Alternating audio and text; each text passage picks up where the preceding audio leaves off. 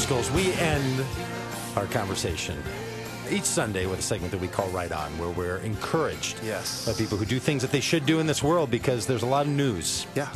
That's not good news. I was reading through my news feed. I read it on my computer or on my mobile devices. And it is shocking when you just read the headlines. Oh, yeah. What kind of negativity makes news? Yes. Almost always. Always. Something positive almost never makes as news. And I've granted that. I don't think it's because there's some media conspiracy against goodness. If it bleeds, it leads. As a conspirator of goodness, I know that there's no conspiracy against goodness. I just know that people say to themselves, well, what makes it news is that it's peculiar. It's unusual. It's noteworthy, as opposed to the average thing that goes on. Yeah. Like this week, you and I were having a conversation about if someone has had a common cold. Yeah. And you see them a day or two after you've seen them previously when they were sniffling with their cold. You don't need to ask them, I would suggest. How's that cold? Did you get over the cold? Because it's common. It's ordinary. People get colds, they get over cold. If somebody had the flu or typhoid fever or malaria, then you'd see them and you'd say, hey, how are you doing with that unusual illness? I guess it has nothing to do with your dark, uncaring heart. No, it's just a proper balance of news. And the same way with the news. When someone does something good and right, you don't stop the presses and reprint the paper and tell people, hey, somebody did something good and right, because that's so common. It's so ordinary. So we should have eyes to see and ears to hear the goodness that's going on in the world. That's why we have that little refrain that you make fun of every time that it's being played here in the station. May your strength bring us strength. May your faith bring us faith. May your hope bring us hope. May your love bring us love. And you find it to be not of your taste, as a man who doesn't prefer that hopeful, optimistic view of the world.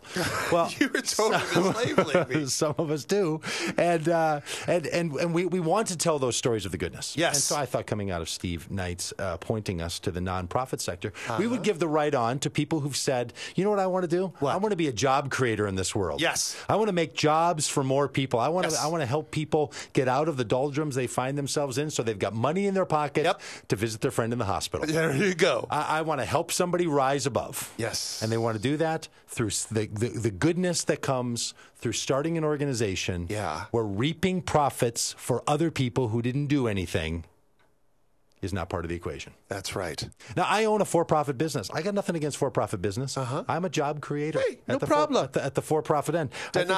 I think there's nothing wrong at all with somebody having a business in which you reap all the rewards. I'm trying to do it, and when I do, I'm gonna kiss all you suckers goodbye.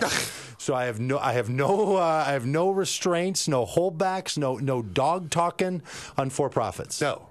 But nobody brags the way people who work in the nonprofits do. That's right. When you're able to say, I'm going to do something good, I'm going to be compensated well, and in the exchange, everyone's going to feel good about it. Yeah. Nobody's going to feel they got shorted. No. Nobody's going to feel like they came up on the raw end of it.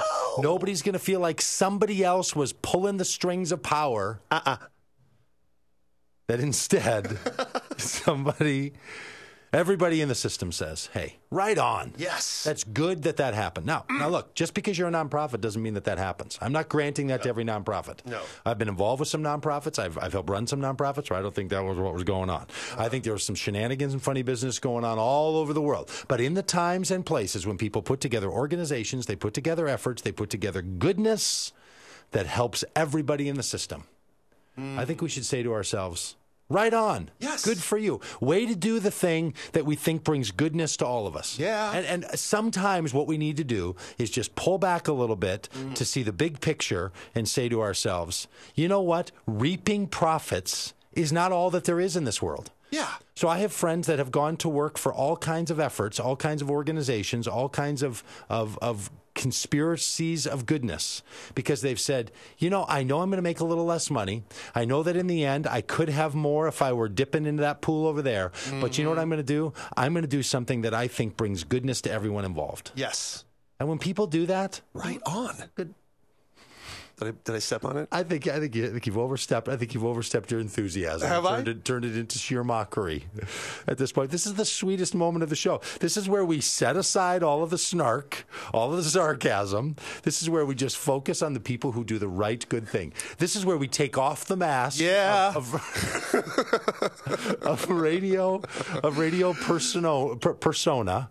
and we tell it like it is. Well, Doug, I wasn't actually listening to the words you were saying. You were just waiting for the pauses. No, I was just listening for in the tone and responding and like. Oh. I'm not mocking. I am totally down with this. I think it's incredible that there are young people who will go to school, get their bachelor's degrees and master's degrees, and choose intentionally not to go into the private sector where they probably can make a lot more money, but choose to work for nonprofits and commit their lives to that. Mm-hmm. Like where I come from in the St. Louis area, you rarely heard any of those stories. Wow. I was surprised when I moved up here how many college-age people who had their degrees, went through all that process to commit their lives to working for little nonprofits making a little more than minimum wage. You know what I learned this morning? That 14% of the Minnesota work population works in nonprofits. Wow, 14%. Yeah, higher than the national average. It's terrific. Well, this little radio station, perhaps. Is this a nonprofit radio station? It's not. It's a for-profit radio station. Well, good for them. I own a for-profit radio business. I own a for-profit business myself. Nothing wrong with that. Because you can't often tell with nonprofits. This is the thing that I find interesting about it. You can't tell. You wouldn't know that United Healthcare is a nonprofit. Did you know that? Well, United Healthcare, one of the largest employers in Minnesota, nonprofit in the health world. You can't tell that some hospitals are nonprofit and some hospitals are for-profit. You can't tell that some education streams are for-profit because it's not about what they're producing. It's about the way that the monies that are earned are invested or extracted from the companies. And that's why there's something glorious. It's not because somebody has to work for less money. It's because somebody has said, what I'm going to do is set up an industry in which the benefit goes to everyone involved and nobody gets a touch of a little extra. Purpose over profits. That's the kind of thing that you're hearing out of this. Purpose over profits. I like it.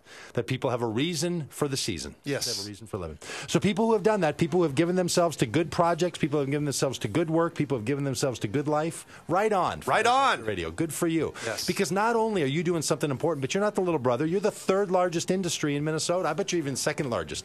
I bet there's nobody else in Minnesota. I don't think we have manufacturing that touches above 14.5%. I bet our nonprofit sector in Minnesota is the first or second largest single industry. That's fantastic. So those of you who are in that, you hold the head high. Yes. Hold your head high. Brag about it. Tell people, I work for a nonprofit. Good for you. Yes. Because we're not just into profits around here. No. We're into purpose. Yes. You're a preacher. You're horrible today. Yeah. Kids, don't listen to that guy. Oh. But hang in there. Keep your chins up. When your faith brings faith, when your hope brings hope, when your strength brings strength, and your love brings love, we're with you all the way around. Doug Pagitt Radio on AM 950, the Progressive Voice of Minnesota, and DougPagittRadio.com.